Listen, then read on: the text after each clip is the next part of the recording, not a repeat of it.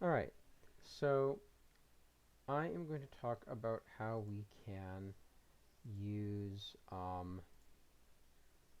Excel to do some of the more complicated calculations in the textbook. So there used to be a software Statcrunch, but they want you to pay extra for it now. So I'm going to open this data file in Excel. And so I'm going to put that on my desktop, and I'm going to open it up, and we will be given the data set, and we can talk about using Excel here to do the calculations. So I've got these 6 numbers, and I need to find the mean.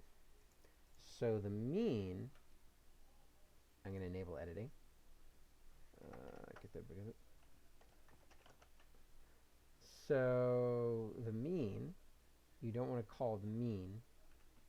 You need to call it the average, because that is how Excel works. And I want the average of these 6 numbers. So you type average, and then you put that in parentheses. This is the mean. So you get 80.5. And that is perfect. The median. So the median we could do by hand, but I'm going to type median.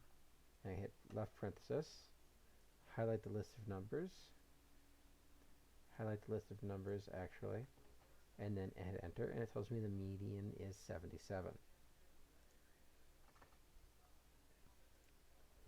And the reason the median is 77 is if I highlight those 6 numbers and I go to data and I sort this data from smallest to largest, you can see that 77 is the number that falls exactly between 75 and 79.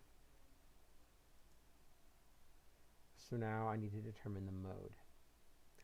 So this data set has 6 numbers in it.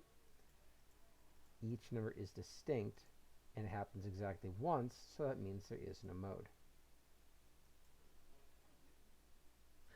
Alright, so now it wants me to calculate the range, the variance, and the standard deviation. So there's 2 ways I could calculate the range.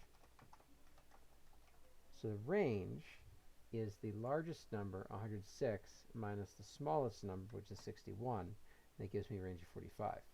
If I type range, well, it doesn't actually do it. So if you type range, it doesn't actually give you what we want. So we're going to have to calculate that by hand. But that's not so bad. You get 45, and it says good. So now the variance. We're going to calculate the variance. I'm going to calculate it by typing var.s for sample variance of these 6 numbers. I hit enter. It tells me the variance is 302.7. And it says that's great. So then in order to find the standard deviation, I can do one of 2 things. The first thing I can do is type stdev.s again for sample standard deviation. Highlight all 6 of those numbers, and you get 17.3983.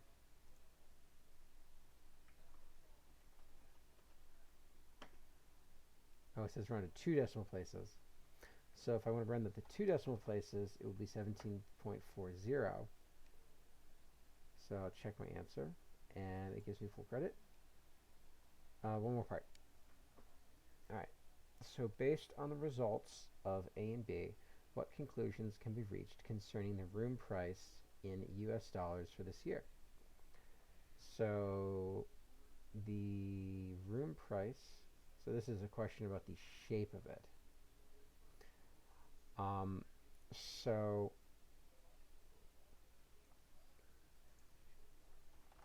we're going to do this the super fancy way.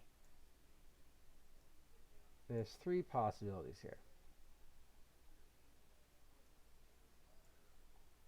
So the first possibility is we've got a graph that is left skewed.